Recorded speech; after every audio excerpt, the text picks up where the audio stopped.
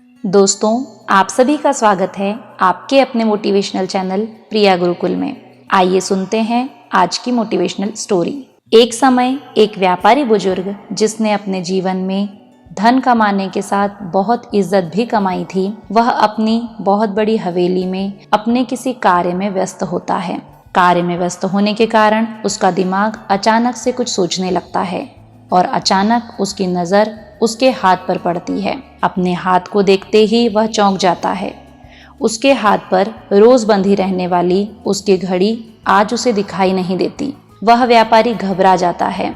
आप सोचेंगे, वह व्यापारी जिसने अपने जीवन में भरपूर धन कमाया है, वह इतनी सी घड़ी के खो जाने पर इतना क्यों परेशान होगा। पर वह व्यापारी बहुत घबरा जाता है क्योंकि उसके जीवन में उसने यह घड़ी पूरा जीवन संभाल कर रखी थी। वह उसके पिता ने उसे बचपन में दी थी और कहा था, जब तुम बहुत धनी हो जाओगे तब इसे पहनना। और वह घड़ी उस व्यापारी के पिता के द्वारा उसे दी गई बहुत अमूल्य निधि थी, जिसे वह कभी खोना नहीं चाहता था। अब व्यापारी ने अपनी हवेली में उस घड़ी को ढूंढना शुरू किया।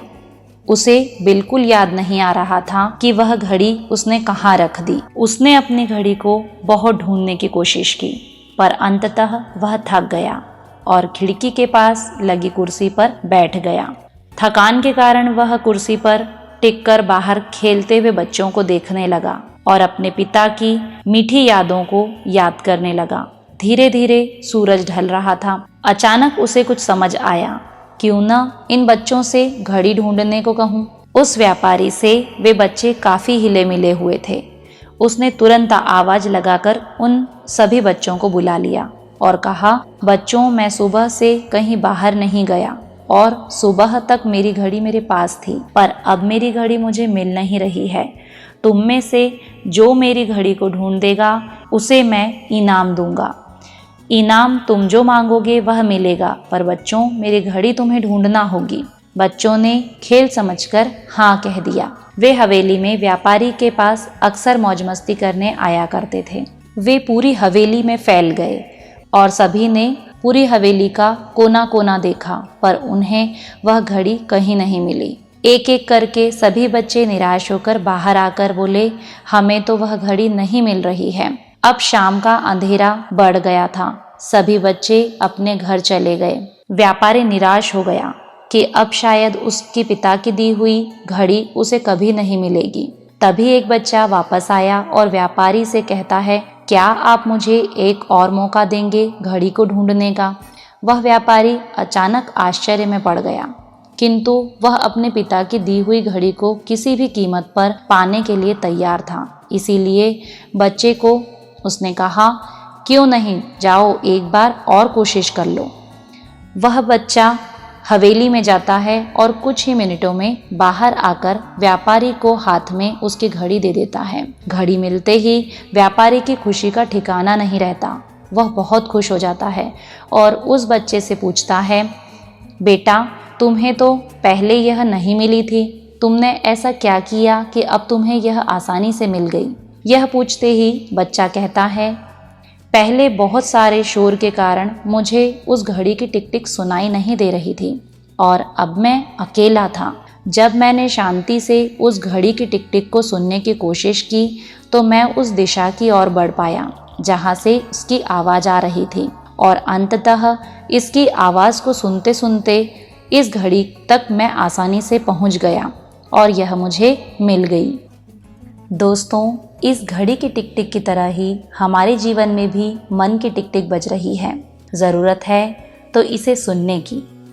शांति हमारे मन और मस्तिष्क को एकाग्र करती है और यह एकाग्र मन स्थिति जीवन की दिशा निर्धारित करती है।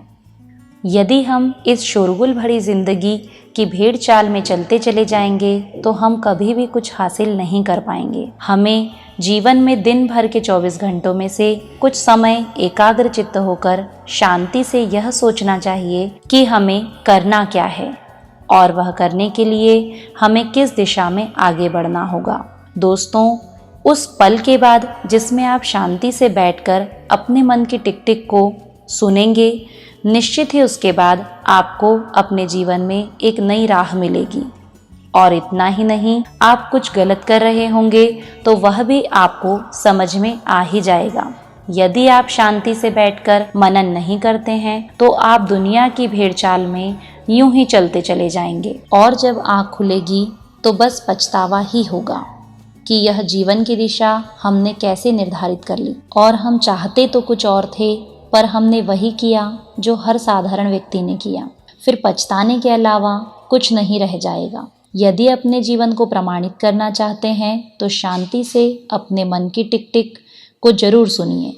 इससे आपको जीवन में सही और नई राह मिलेगी। क्योंकि दोस्तों, धारा की दिशा में तो निर्जीव भी बहते हैं, किंतु धारा के विरुद्ध बहना ही जीवन का प्रमाण है। अपने मन की आवाज़ को शांति में बैठकर सुनिए, वह आपको नई राह देगी। और इस मोटिवेशनल स्टोरी से आपको कोई नई राह मिली हो तो मेरी इस स्टोरी को लाइक, शेयर और सब्सक्राइब करना ना भूलें। धन्यवाद।